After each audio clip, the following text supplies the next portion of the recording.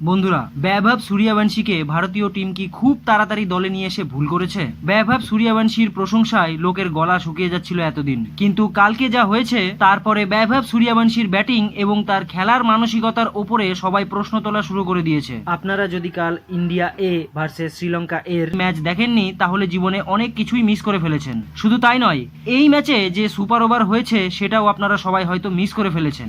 আর তার থেকেও বড় কথা, তিলক বর্মা যে আম্পায়ারের সাথে ঝগড়াঝাটি করেছে, তারপরে সুপার ওভারে বৈভব সূর্যবংশী শ্রীলঙ্কার সিনিয়র প্লেয়ারদের সাথে ধাক্কাধাক্কি করেছে, সেটাও একটা আলাদাই এন্টারটেনমেন্ট ছিল গোটা ক্রিকেট বিশ্বের জন্য।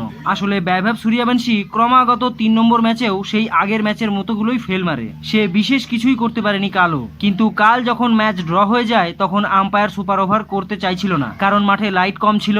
তার উপরে কাল ডে নাইট ম্যাচও ছিল না যে রাতে লাইট জ্বালাবে। তখন তিলক বর্মা ঝগড়াঝাটি করে সুপার ওভার করতে বাধ্য করে আম্পায়ারকে এবং মাঠে লাইটও জ্বালানো হয়। তারপরে তখন শ্রীলঙ্কার প্লেয়ারদেরও সুপার ওভার খেলতে বাধ্য করা হয় ভারতের সাথে। তারপর সুপার ওভারে শ্রীলঙ্কা প্রথমে ব্যাট ধরে, আর ব্যাট ধরে 17 রানের টার্গেট দেয় ভারতকে শ্রীলঙ্কা। তারপরেই ব্যাট ধরতে আসে প্রথমে বৈভব সূর্যবংশী আর সূর্যাংশ হেগড়ে। স্ট্রাইকে থাকা সূর্যাংশ হেগড়ে 3 বল খেলে মাত্র 3 রান করে। তারপর 3 বলে 14 রানের প্রয়োজন ছিল ভারতের জেতার জন্য। তখন সূর্যবংশী 3 বল খেলে মাত্র 6 রান করে, যার কারণে ভারত সুপার ওভারে মাত্র 9 রানই করতে পেরেছিল। তাই শ্রীলঙ্কা শেষমেশ 7 রানে ম্যাচ জয়লাভ করে। ঠিক তারপরেই সূর্যবংশী যখন ড্রেসিং রুমে ফিরে যাচ্ছিল তখন শ্রীলঙ্কার প্লেয়াররা পেছন থেকে কিছু বলে, যার কারণে সূর্যবংশী ঘুরে গিয়ে শ্রীলঙ্কার প্লেয়ারদের সাথে হাতাহাতিতে জড়িয়ে পড়ে। ব্যাপারটা এত গম্ভীর হয়ে গেছিল যে শ্রীলঙ্কার অন্যান্য প্লেয়ার এবং আম্পায়ার এসে তাদেরকে শেষে ছাড়ায়। তাই সবাই বলছে যে সূর্যবংশী একদিকে তো বড়দের 5 হয়, কিন্তু আবার অন্যদিকে মাঠে গিয়ে সিনিয়র প্লেয়ারদের সাথে মারপিট ঝগড়াঝাটিও করে। তাই সবাই প্রশ্ন করছে যে তাকে ভারতীয় টিমে তাড়াতাড়ি সুযোগ দিয়ে ভুল করছে না তো ভারত?